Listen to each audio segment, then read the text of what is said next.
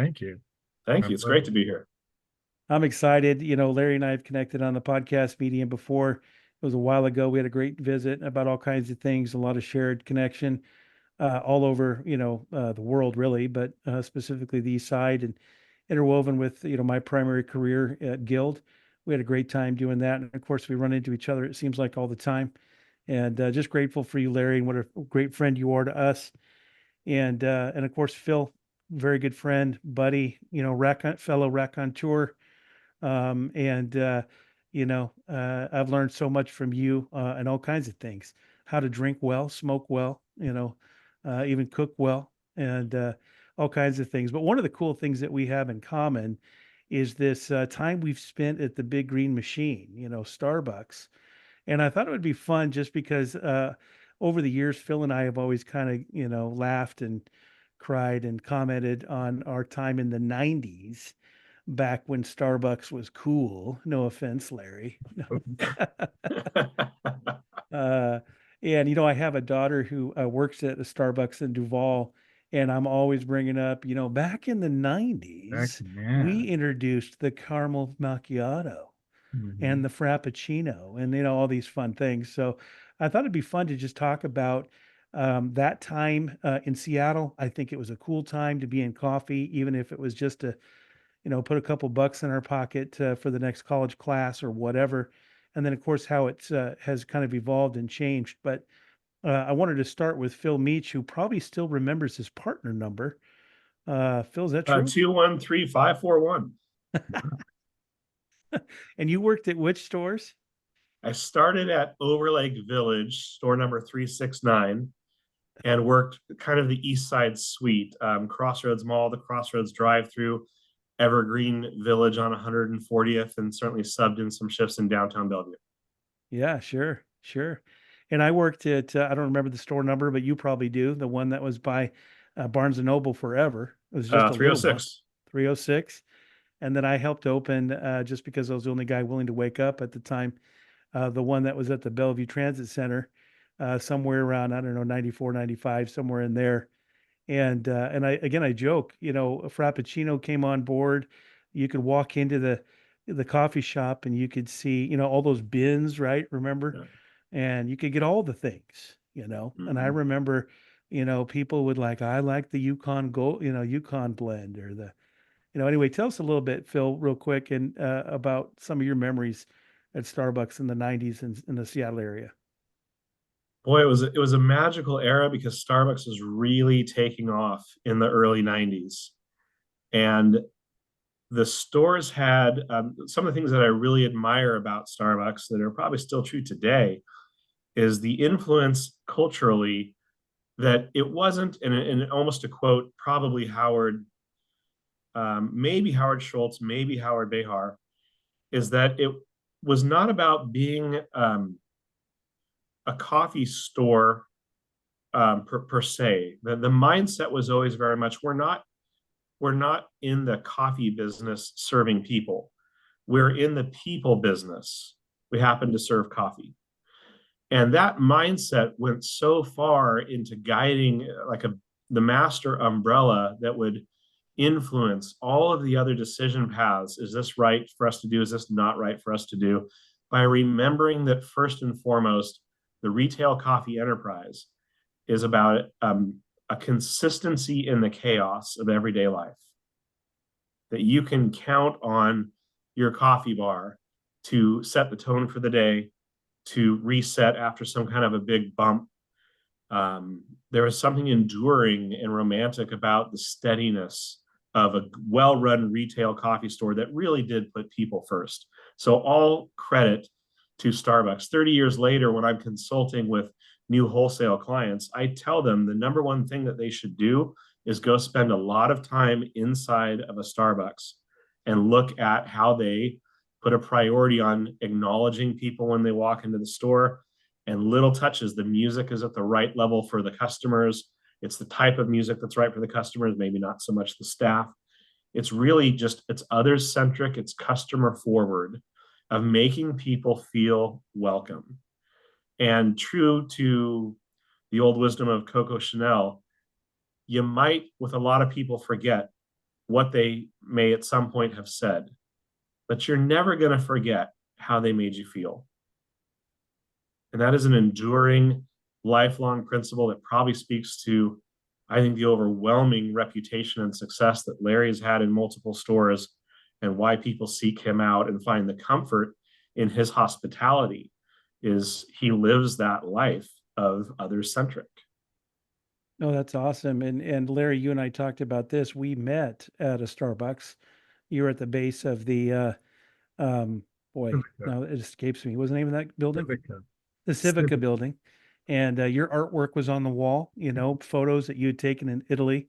Yeah. And you felt, you brought us all these big corporate whatevers, made us feel great about the start of the morning, to Phil's point. And Phil, we'll get back to you in a minute. But Larry, you've been at Starbucks for a few minutes now. Tell us a little bit about your journey at the big Siren. First of all, it's a huge blessing to be with both of you tonight. You are both people that I admire greatly. I deeply value our friendship. Friendships to me are the most valuable part of humanity. And like I said, I'm just very grateful to know both of you. You're both very hardworking, disciplined business people. And, you are the kind of people that I like to hang around. So thank you for being my friend, first of all. Starbucks was a means to an end. Jill and I were living in Italy, and when we returned, we found out that we brought back more than just a case of Brunello Reserva. We brought back some fertilized eggs, so to speak. And Daniela, who is starting her first year at Cal Poly as we speak, was a miracle child. Jill and I, frankly, were not expected to be able to be parents, and we had accepted that. And so, the gigantic blessing of being able to experience this possibility of having a child was really important to us. So important that, again, when we moved back, I really wanted, if possible, Jill to have this experience of being mom, stay at home as long as possible. And that meant that we needed to upgrade our healthcare insurance. And so when I was in Italy, I read a lot. And one of the books that I found on a bookshelf in an old, basically an agriturismo, was Howard's first book called Pour Your Heart Into It. And I started reading it. I sat underneath this olive tree, which I spend a lot of time in, still to this day when we go to Italy. That olive tree is a center point for my life. Anyway, I read the whole book in 36 hours. I was just mesmerized by it. And I'd always been a big fan of Starbucks as a brand and didn't frequent it as regularly as some. But anyway, so when we returned, I called the store manager at Civica because I had been involved in a pseudo internet startup just before we moved to Italy. And I had been in that building Civica building, the day that store opened. And so I saw the client, or the tenants in the building, fantastic tenants. It's got great energy in that space. And so I asked the manager for a job, and she said, I can't hire you. I don't have room, but maybe you'd like to look at a different store. And I said, no, this is really the place I want to work 20 hours a week.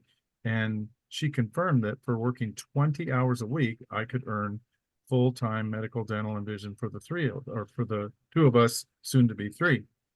And so I said, okay, no problem. I'll just come back tomorrow. And she said, no, we don't have room for you now. So I said, no problem. I'll come back and have coffee tomorrow. So I came back the next day, and the 6 days that followed. And finally, and I of all things, I ran into a few people that I knew, and all of a sudden kind of became one of the quote regulars in 1 week. And Kim, the manager, realized, wait a minute, this guy could be really good for our customer connections. If he already knows people here and it doesn't even work here yet, what if he did work here? What kind of a coffee citizen would he be? And I think I'll just ask you guys, what kind of a coffee citizen am I? A connector. Totally. So anyway, 20 years later, I will be at Starbucks 20 years at this May coming up. And it's the most important thing that has ever happened in my life, including all of the things that you think are important in my life that are. But had I not, first of all, been at that store, I would have never met both of you. I would have also never met probably 3,500 to 4,000 of the friends that I have on Facebook. That's where I collected them all, was That's amazing. everyone that I've met. And so the friends, the digital friends, but then the friends that I met through Liberty Financial and all of the merchants, all of the tenants in the building and in the surrounding building. And it's just been an amazing opportunity for me to, as Philip said, to connect, but also to create lasting friendships.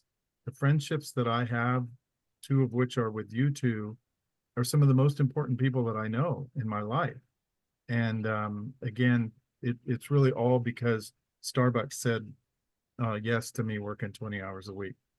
You know, I remember, Phil, correct me if I'm wrong, but I think they gave that book out to every partner in the 90s, Pour Your Heart Into It. I think it was a Yeah. gift, Mhm. which I remember it being just a young, nobody going, wow, a company's actually going to give me a free book. And I, I thought that was Mm. amazing on its own.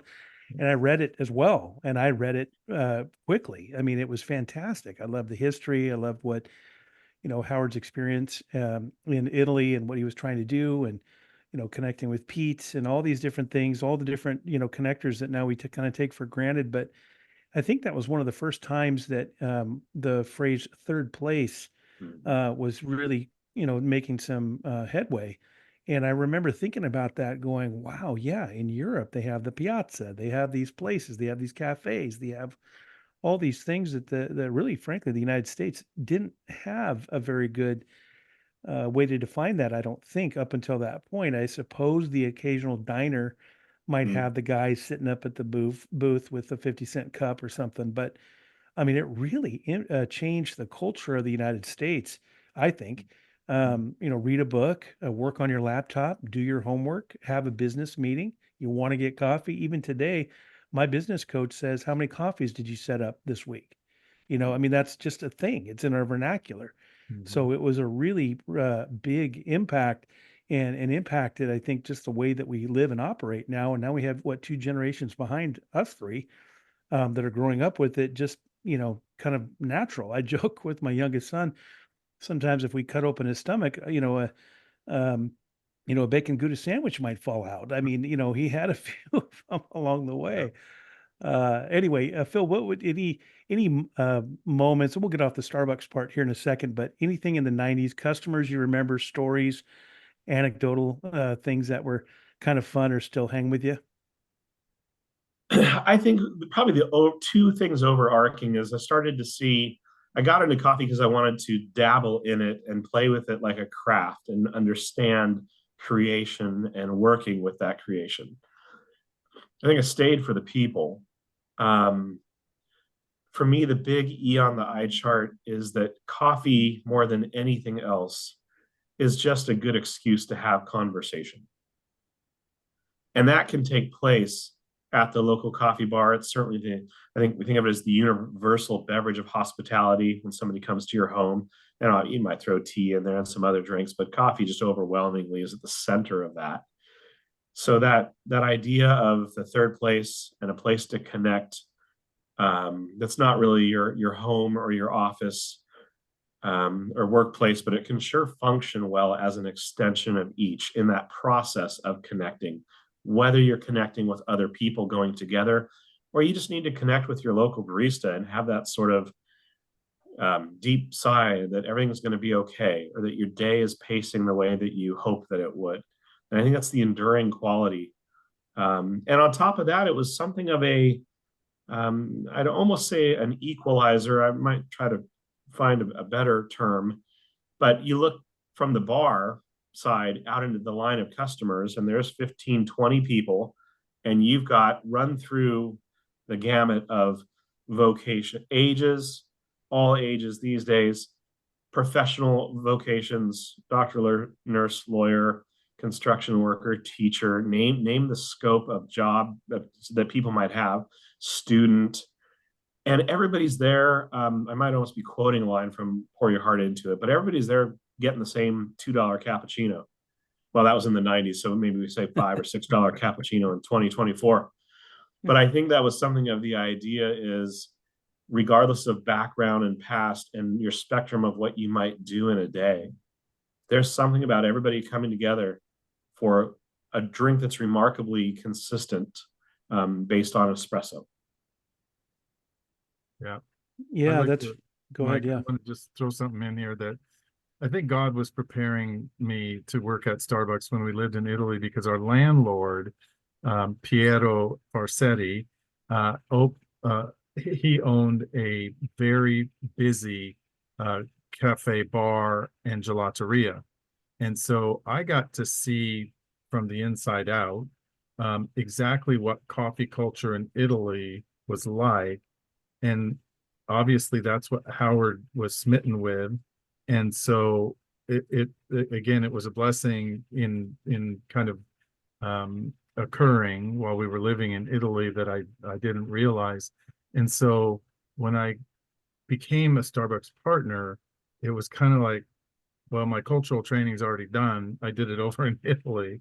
And so that was just, again, a huge gift over in Italy to be prepared for what would come at Civica. And I just have a million really, really fond memories of my time in that office building. And I was so sad when COVID killed that store, but it killed all the office tower stores. Right. And so, and really, we've never been the same since. The company's literally never been the same. They had to rebuild the whole company strategy from the ground up after COVID. Well, yeah, that fond memories a great experience. I know for me, it shaped me a lot. Certainly it shaped Phil. Heck, we'll get into this in a second, but it maybe some inspiration into your career, your long-term path, Phil. But I'd like to shift into the coffee industry in general and how it's evolved. I'd like to ask Phil first, just since the '90s and all the things that we're reminiscing about with the feel goods and all that stuff. I mean, the industry in general is different in 2024 than it was in 1994. You have a couple of comments, and then of course, Larry, with you being, 20 years almost, what have you seen both in your experience there and all the times you go back to Italy, and what has changed or what even has stayed the same that we can, that we can feel good about as well. I think certainly one thing in the high level view is the knowledge base that has spread about where does coffee come from and what is sort of behind origin, processing, different countries, their taste attributes, the terroir. So coffee has evolved to slowly start catching up with wine, although it doesn't have nearly the history. But one of our taglines at Cafe Luso is to stop drinking and start tasting. Meaning that if you have the opportunity to slow down and not just swig the coffee back, but to start looking for certain taste attributes, much like has spread across the beer industry, certainly distilled spirits, where we're seeing the spectrum, a wide spectrum of how many different tastes and what all goes into that, such that we're not really any longer saying coffee is coffee is coffee, wine is wine is wine, beer is beer is beer. But that if you are willing to wade in from either the shallow end of the pool or just cannonball into the deep end, there is a vast playground and sandbox for seeing how much complexity and difference can go into this rather ubiquitous beverage. Yeah, great comment. Larry, what would you add to that? What have you seen the coffee industry in general evolving? A huge emphasis on light roasted coffee, including Phil's espresso blend, which I love.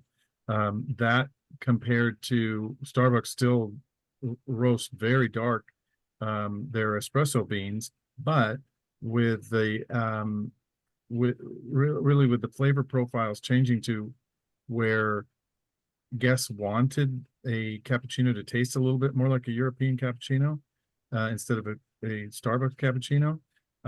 We had to answer that, and partly too because we were losing market share to other major brands of coffee, prepared coffee, and so blonde roast came, and now there's three different roasts of just blonde.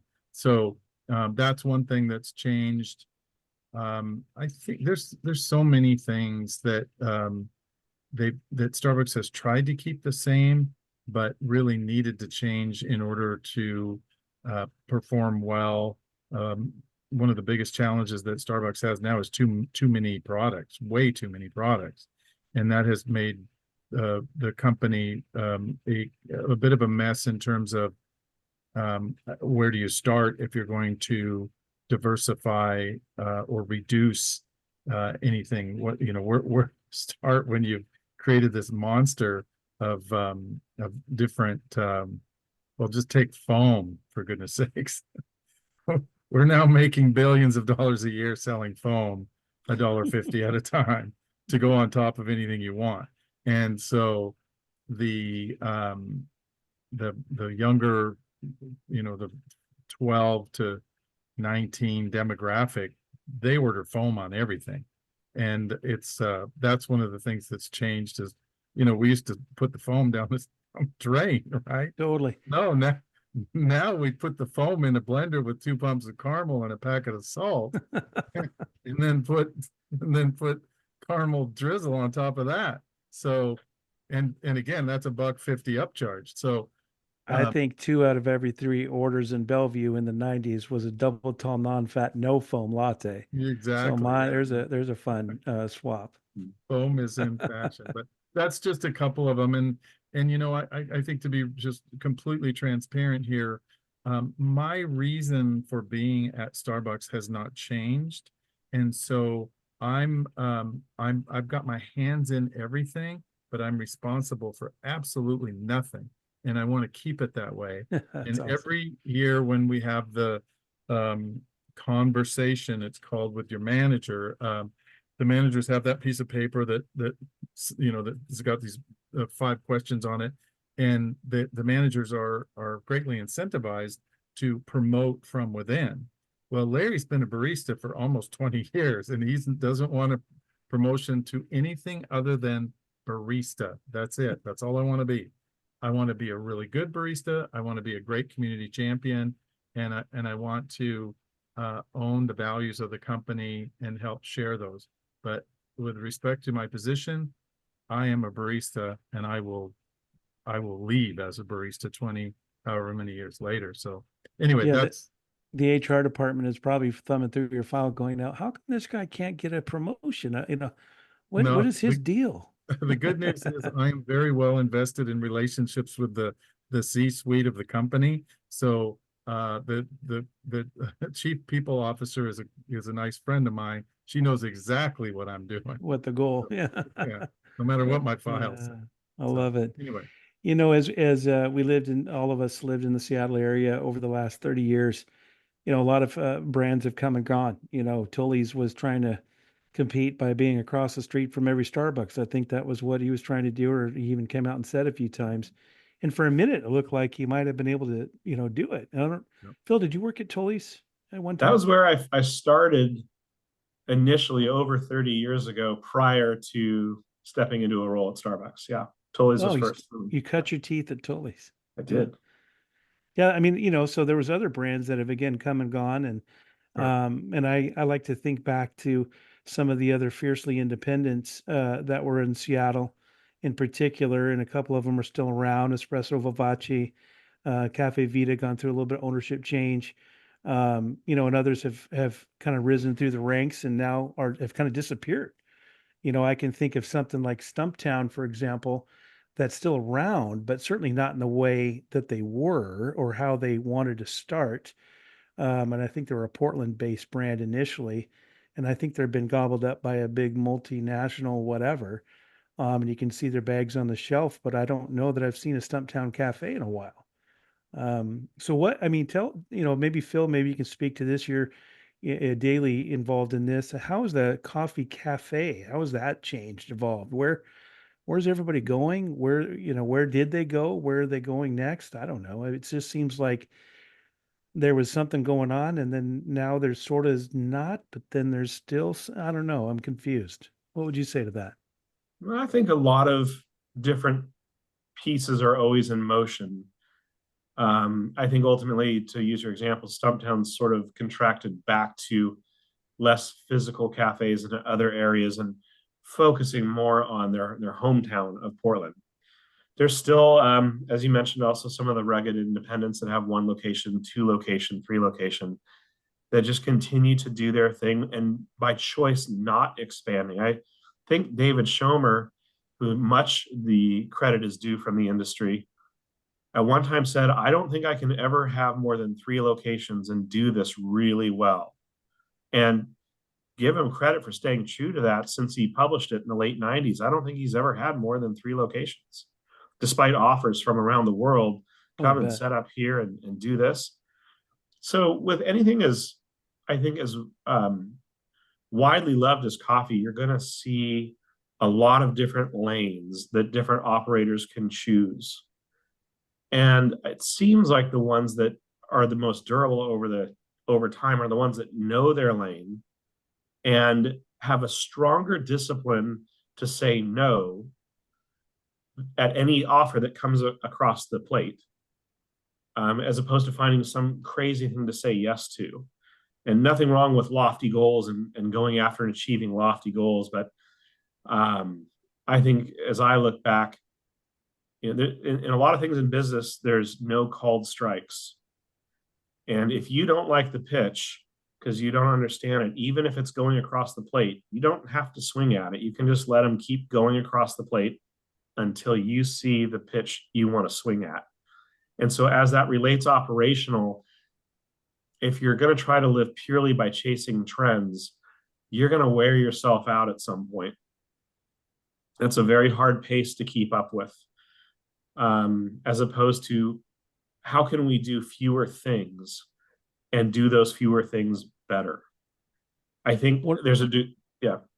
well, sorry, I was going to say one of the things that I know you at Cafe Luso, you've had opportunities to, make adjustments, do something different, maybe, I don't know if anybody swung by and offered you a check, and none of that really matters, but Sure. you've held true to your vision of what you thought Cafe Luso and that brand was going to be and what you wanted it to be, Mm-hmm. probably years ago when things were thin and tight, and you hung in there, and you're an amazing success story. I mean, is that fair to say that you waited for the right pitch a few times as well and let a few sail across the plate, knowing what your vision and heart and soul were for your business? Very, very much so. And the things that you've mentioned have certainly materialized from time to time, but that was never a goal to blow something up and sell it. I wanted to do a certain thing in a certain way and enjoy that, and that's we're still doing that. Thank the Lord. But boy, you didn't ask me for advice, so here I go with my advice column. But I think there's something to be said for developing the discipline of saying no more than yes. Um, I don't think a lot of the great things in life are from being able to do a 7-foot high jump, unless that's your sport and you have to do 7-foot high jumps, or being able to run the 40-yard dash in 4.4, whatever the number is. I'm not a sprinter, obviously, but I mean, if you can line up enough hurdles that are only 2 inches tall and just keep stepping over those time and time again, the consistency in the same direction over time. I believe the great chef Marco Pierre White once said, ultimately, that's what perfection is. It's a whole bunch of little things done right and done well and done consistently over and over. And I think that speaks to staying power in almost any enterprise. Well said. Larry, you had touched on things have changed from your chair too, but I'm sure you're out checking out other coffee shops around the area now and again, right? what are you seeing? How's the cafe evolved? Where is it going, do you think? Um, like I said, COVID was really hard on the retail coffee world because it's a gathering industry. You were involved in the genesis of this company, and gathering at a coffee shop like they do in Italy or somewhere in Europe was such a key ingredient to the culture of the company. And so we have not recovered, both, in my opinion, at Starbucks and in coffee shops in general. I don't think we've gotten. I know that Starbucks will not be building any more lobby stores. They're just not going to. They don't produce the type of revenue that stores like drive-through with lobbies do. They have found that pickup stores are a disaster. And so they're kind of going to stick to what you see now. I don't foresee a lot of office tower stores coming back until there's a huge maturation of return to work. Downtown Bellevue is kind of my barometer of that. I really want to get back to downtown Bellevue and spend my 20 hours a week in downtown Bellevue. I have about 3 years left working for Starbucks, and then I can retire from working at Starbucks because I won't need that access to healthcare in 3 years. But I really I don't spend a lot of time in other coffee shops. Let's put it that way, because honestly, there aren't a lot of coffee shops to spend time in. I visit Mercury for meetings every once in a while because I have a slight addiction to one of their pastries, and so That'll that's always pull us in, yeah, the that's right probably pastry. the only other kind of retail coffee shop that I spend purposefully time in, unless somebody schedules a meeting with me somewhere else for whatever reason. And honestly, I schedule most of my meetings at Starbucks so that I can get my partner discount and Sure. pass that along to whoever I'm having a meeting with. So Well, you brought up something, the COVID thing, of course, but we're seeing in the newspaper, Seattle Times is talking about Amazon and some of these other big companies where there's almost a revolt going on amongst the employees saying, I don't want to come back to work. I've carved out a little room in my house, or you don't have to know that I'm in Arizona right now writing code. mhm. They don't want to show up downtown any longer. And that's going to be it's going to be interesting to watch and see if it ever fully comes back, because I remember seeing one of my favorite Tom Hanks movies is You've Got Mail, and that was in this time period that we're Yeah, talking about, yeah. in the 90s. And it was all the people walking through and catching the corner cup of coffee, and they may sit and sip on it, or they'll just grab it and head to their office building. And to your point, we may not see that again, and if it does, it'll come back in a different way. Phil, what are you seeing when it comes to what Larry's talking about? Seeing the Yeah, same thing from your there's chair? yeah, definitely going to be a shift in where functionally as a business, where those opportunities are going to lie to be efficient and profitable, because there's the business reality that you can't really ignore. And to quote a great line from my favorite film, Meet Joe Black, there's a lot more to life than buying something for $1 and selling it for $2. And of course, you want to make a profit, and you can't really survive without one. So that has to be in the picture. On the other side of that, the retail coffee phenomenon is very durable given things like rights, location, and so forth, because of the human need to gather and to connect and to be connected. So I think the winners in the future, and again, back to something that comes up in consulting, is I try very early on when I'm working with a new client to discern if they think they're going into the coffee business. Because if they are, they're probably halfway towards bankruptcy before they even open the doors. You are in the hospitality business, the people business, the take care of people business, the connecting with people business. Again, coffee is what's being served, and among other things. But that would be my strongest note to anyone: is if you become others centric, right? It's not a marketing line. Like, you got to figure out a way to do that with authenticity, and you become a place where people feel part of it and connect, then you're going to have a base that will be very loyal and that will practically fight to your door even on a snow day, because that need is so deeply ingrained. And so I would, that's to see, I think the places that we're going to see are where any given retailer, whether it's a large chain or a single location, if they can really make a priority out of connecting and serving people well. You have to have a great product and a good selection and all of that. But the centerpiece, if you're going to have a good foundation, is you're there to authentically serve and care for whoever comes in the door. Back to the root word of hospitality and hospital, I believe, is something to the effect of to take in and care for perhaps a stranger. And everything kind of starts with mindset. Wow, Phil, and you went to WSU, right? Go Cougs. Holy cow! Oh, you must have paid attention. Wow. No, it's really well said, though. I mean, it's really interesting. And Larry, that's probably why you've been so successful. Connecting people is really you have been, hospitable. You've made people feel warm and welcome coming into the cafe and in your auction work and all the different nonprofit stuff and in just daily life. I mean, people feel cared for by you. I know, email, text, any of the other events that we've been at, you've always been so kind to say, go out of your way to say a couple of kind words. I mean, that makes a big deal. It's no wonder people, want to swing by Mercer Island. I think that's the store you're at now and drop off socks. I mean, come on.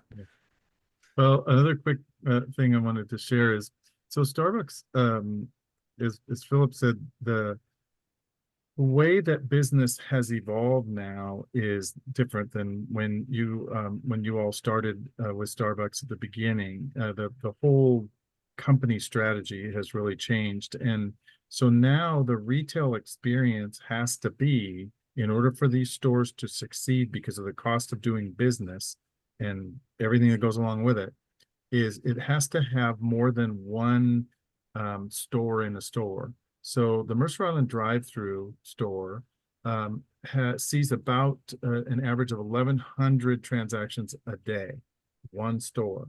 And the reason why it can do that kind of volume is because it has a drive-through that is so long that 20 cars can fit in it. Okay, Oh, wow. so that's number one. Number two, it has a lobby that has enough seating, both inside and outside, that we can probably have 50 people at a time seated. Got it? But the most important part is neither of those. It's where people can sit at an intersection 10 minutes away and order their favorite beverage, and it's ready when they get there. The mobile order pay is now 60% of Starbucks business. 60% of people order ahead in one way, shape, or form. And what I mean by that is they order ahead, and then they either get in line to the drive-through and say, "Hi, Sam, I'm here to pick up my mobile order." Well, Sam's order is sitting over here, so we just put it over here. And then when Sam gets to the window, Sam is all hand it over.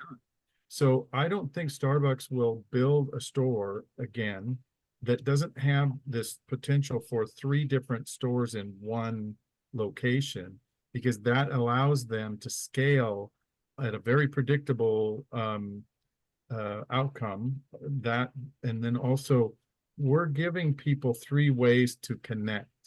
Some people don't want to connect at all. They just want to come in, they want to find their stuff on the counter and say, "See you later, bye." Other people want to pull in the drive-through. And what I've found is really works for me, because I didn't have a lot of confidence in, frankly, that I was going to be able to have a really good connection opportunity at a drive-through store. But it turns out that I have 45 seconds with each car. That's it. And that's the way it is. And so I have been able to come up with a method to have a connection with people that lasts only 45 seconds, but is just as meaningful as if they walked in the door. And that's taken a couple of years to figure out, but it's really been a blessing for me in such a meaningful way, because now in a way I'm doing this 5 times faster than I did working at Civica, right? Because I only got 45 seconds with you in your car, and in that time I have to find your items, take your money, take a picture of your dog, find out what kind of nonprofit work you happen to be involved in, and then wish you well and get you on your way. And then the next That's car pulls amazing. up, and then the next one. So I purposefully have gotten really good at working at the drive-through window because that's where I want to be. And there's back to the hospitality word that Phil, was taking a deep dive on. Fantastic. I do want to shift, unless Phil, you wanted to comment on that at all? I can never add to what Larry says and improve. So I'll leave it there. That's right. Well said. Um, big picture, we talked a little bit about coffee and culture and society, and how things have evolved there, and how they're going to have to either, something's going to change in some ways, but to one of your guys' points, fierce loyalty, is pretty awesome, drive through the snow because of that deep connection, to the coffee, to that experience, to even the routine. I mean, even the ritual, right, of drinking coffee. I mean, my morning is, my wife, makes me an espresso to start, and then I have a cold brew, and that's what I sip on all morning. And whether I throw it shotgun if in my truck if I have to head into the office or whatever, or if I'm just sitting here in my home office, that has become a routine that if I miss it, I feel like my day is not quite going the way I want it to. And us, humans, right? We love our routines, whether we want to admit it and call ourselves free spirits or not.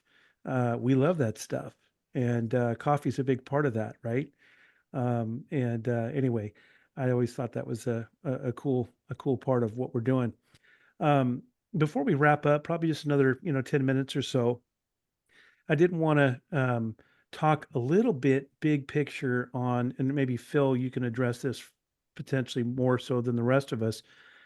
But I think these phrases, first wave, second wave, third wave coffee, are something we all experienced as we've been alive. If I'm not mistaken, it's kind of first wave forever, right? Quote unquote, in quotes, right?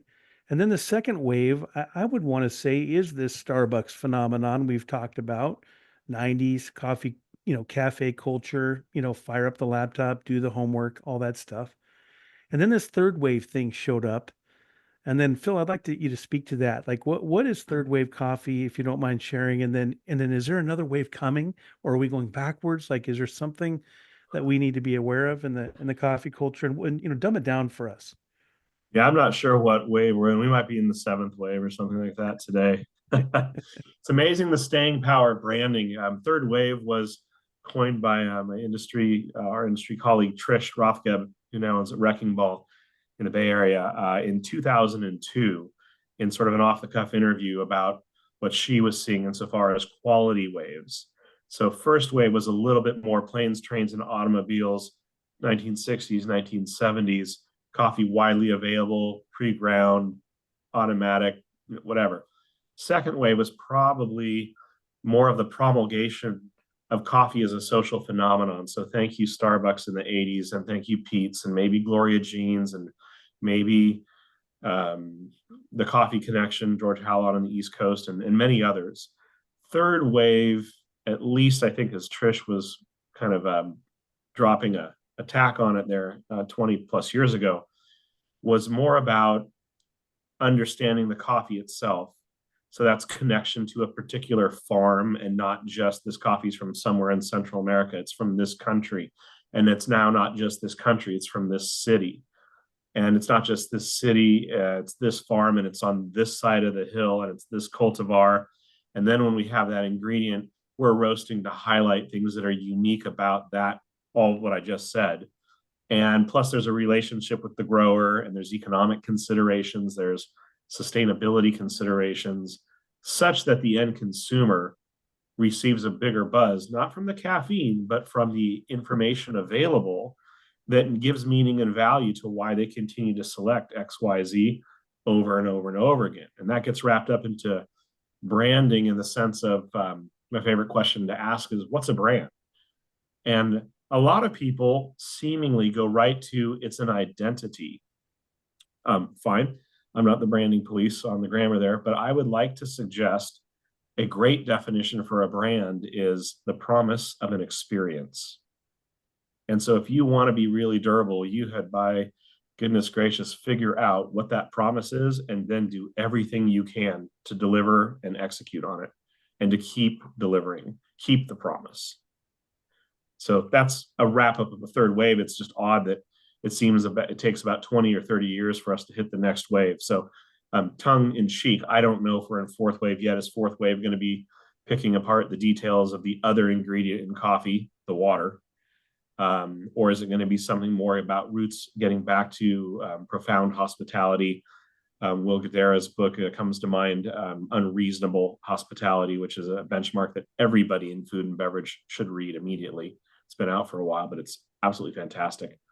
So to summarize, I'm not sure what wave we're in exactly or how somebody is going to put a definition around that and then have everybody go, when are the fourth wave coffee shops opening? When are the fifth wave? But I think concomitant with the era of information and the internet, third wave is about having more knowledge and access to information about sourcing, what's behind the value and the supply chain, and why is that important. Wow. I mean, we could keep going, deeply on all that for sure. Larry, one of the things to kind of bring you into this part, I joked about the Yukon blend and the Gold Coast and the Kenya and all these, drawers that we were, hand scooping, in the old days, per client per order. And Starbucks has kind of, gotten away from that. Everything's wrapped and ready to go. And the drip coffee of the day is typically one or two things, right?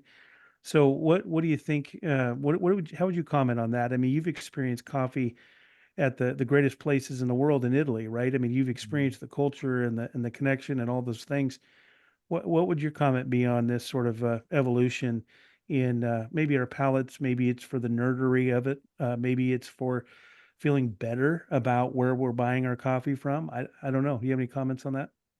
Well, first of all, everything that Phil says is so important. With respect to what wave we're in, I can just tell you what I think is important to customers now. And that is finding something that they can buy consistently. Supply chain during COVID really screwed things up. And so people just took whatever we had, right? So, but I think the cool thing now is traceability is truly a real thing now. There's a QR code on every bag of coffee, and you can trace the coffee that way, and you can learn about growers, about every part of the coffee that you are about to drink. And so that's helped people understand that coffee is not a commodity. Coffee is a product that is actually grown by a grower that cares about the soil and the water and all the ingredients that go into literally growing the coffee. I had an opportunity to visit Antigua, Guatemala last February, and as part of a service trip that turned me on to some other coffee connections while I was down there as well. And what I see in the people of Guatemala, and I'm sure it's the same in Brazil, this is a matter of huge pride for these families, for these co-ops, for these regions to be able to share their bounty with the rest of the world. They've been doing it for a long time. Do you remember you sold Guatemala Antigua? That was a core coffee at Starbucks forever. It's one of the original coffees that Starbucks offered by the scoop a long time ago. In fact, I was leading a coffee tasting at the SSC, the corporate headquarters, and I went by a history poster down there, and the four coffees that were available back in the day One of them was Antigua, Guatemala. So I think just traceability is important. Like what Phil said, people are more interested in what they're consuming now for various reasons. Either the environmental impact, whether things have pesticides in them, who the coffee benefits, and people want to know that, and that makes me, as a humanitarian and a philanthropist, that makes me really happy that people care about what's going on in Guatemala with people, and other parts of the world that coffee is grown in. So You anyway, mentioned, no, that's awesome. You mentioned the pride that the farmers and families take in growing, their coffee. I was in a conversation with Edwin Martinez of Onyx Coffee up in out of Bellingham, and his family farms there in Tenango. And to hear him tell it, it's better than. And this, no offense to the QR code, but yeah, these are his family, right? That is growing this, and it's these people that he is, interfaced with in person, and his uncle and his aunt and everybody else, and the different families that kind of co-op together some of this coffee. And it matters because this yeah. is their life blood in some cases. If And it they matters don't to sell me. this coffee, they don't make it. Yeah, it matters to Organs- me now too. In fact, on my desk here, I have a little Guatemala flag. So I'm, Love it. I love the fact that the Guatemalans love to give away their little flags to visitors. Take my flag home, and so Remember I keep us. that as a token of appreciation for that experience that I have with them. So, and Phil knows these growers, they're literally the best people on earth. They really are. They're really, really special people. And having a relationship with those people, Phil, it's just got to be the best part of your life. Yeah, there's nothing like the coffee. Here we are. We roast it locally, but it's grown globally. It's grown by some of the poorest of the poor, consumed by some of the richest of the rich, and somehow touches everyone, everything, everywhere in between. So talk about full circle on the loop of connections of humanity. Yeah, I agree. And Phil, you've done such a great job of sourcing, the green beans for your roastery. I mean, you've built relationship that is decades old, I think, in some cases. Very consistent, very deep, very amazing. And it's a testament that it's not just a commodity in your mind either. That relationship driven, sourcing and that whole experience for the customer. You don't miss a step. It's a pretty amazing and testament to what you're doing there at Cafe Luceau. And it's very good coffee. The first time I had a cup of Cafe Luso coffee, I was had a space at the Redmond Saturday Market for Foto Italiana, and he and his father were selling this coffee, and I got myself the first cup of Cafe Luso coffee ever, and I'm telling you, it was I believe it was Ethiopia Harar, I think. Yeah, I And think it was. it is fantastic coffee, and that started a long friendship. That's kind of interesting how the world circles us all up like we are Oh, right now. 100%. 100%. Well, this has been a great conversation, you guys. Is there anything else that you want to share with with the group about coffee trends, the future, what we should look for, excitement, keep going, all the above? Phil? The evolution of great brewing devices for the home is at a rip-roaring pace. Costs are coming down as technology spreads. So that's great because coffee by volume is mostly consumed in residential homes in the US.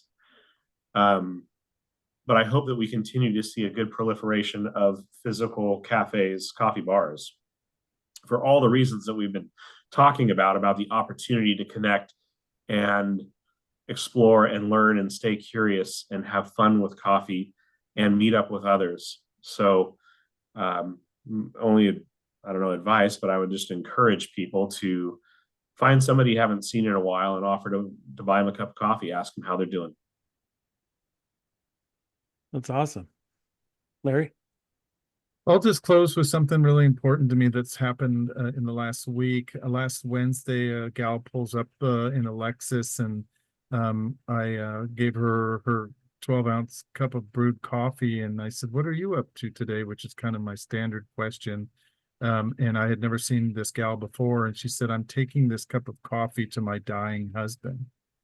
And when you only have 45 seconds, and you really only have 45 seconds, and something like that is said to you, you have to think very quickly about what is the most appropriate thing I could say right now. And on that particular day, we were out of coffee sleeves. We didn't get any in. And whenever I run into somebody, a situation like that, I hand them an extra sleeve and I say, "Please hang on to this. This is a hug from me to you." And so, but I didn't have any. So I just reached out with both of my hands and I grabbed kind of her forearm and I said, "I'm wishing you peace and strength on this journey." And she drove away, and then I had to kind of compose myself because that's where my heart lies. Yesterday, she pulls up again, and I didn't frankly know what to say other than, "Where are we on this journey?" Right? And I didn't say that. And I simply said something like, is there still hope? And she looked at me and she said, "There is a miracle at work here." And so coffee, as Phil has described it, is really much more than a product or a beverage. It's a part of each of our hearts that when we get to share it at that level, it means that coffee transcends everything. And so that's why I'm so grateful to be a Starbucks partner. I'm so grateful to have these opportunities. I'm grateful to both of you that you understand this, because when I try and explain this to people that have not been Starbucks partners before, it's, "Oh yeah. But they don't really feel it because they've not experienced it." So that lady drove away, and I was incredibly happy that there was a miracle at work here, and that coffee brought us together. I mean, how do you finish with anything better than that? Coffee, to Phil's, talking about, buy somebody a cup of coffee, bring him a cup of coffee. Larry passed it on, and a whole bunch of prayerful thoughts and blessings on that, young lady driving off. I mean, coffee brings people together. I mean, it just really does. And in an industry where, to Phil mentioned, the poorest of the poor pretty much are growing, within 15 or odd degrees of the equator. This crop that we are partaking all over the world, it's an amazing way to bring connection to so many people. And the only thing I would add is, to anybody that's listening is, find the coffee you like, find the cafe that you like, build it into your routine, take your loved one to it, bring a bag, to the next, gathering at somebody's home, of something that you like, and just enjoy it, because it really does bring people together. And I think it's amazing. Well, next time when we get together, maybe we can talk wine, and I'll have nothing to say except for to listen to you two, because you guys know a little bit about it. And I'm excited, Phil, that you get a chance to go to Italy. I'm sure if you haven't already, connect with Larry and get, some itinerary. He probably has some agriturismo that you should go hit up or something, but love you guys. I mean, there's just nothing more to say but that. And I love you guys. And it's amazing what brought the three of us together over the years, and what will continue to. Our families, looking forward to having you guys out to the farm to say hello again, and wherever our journeys take us, for sure. Yeah, I agree. Thank you so Amen. much for Absolutely. allowing this to happen, Mike. Phil? You got it. Yeah, really Les, appreciate the time to see you guys and connect. that's a good and to connect. Thanks, Phil. Mhm. Love you, man. Take care. Bye. Thank you. Peace. Bye-bye.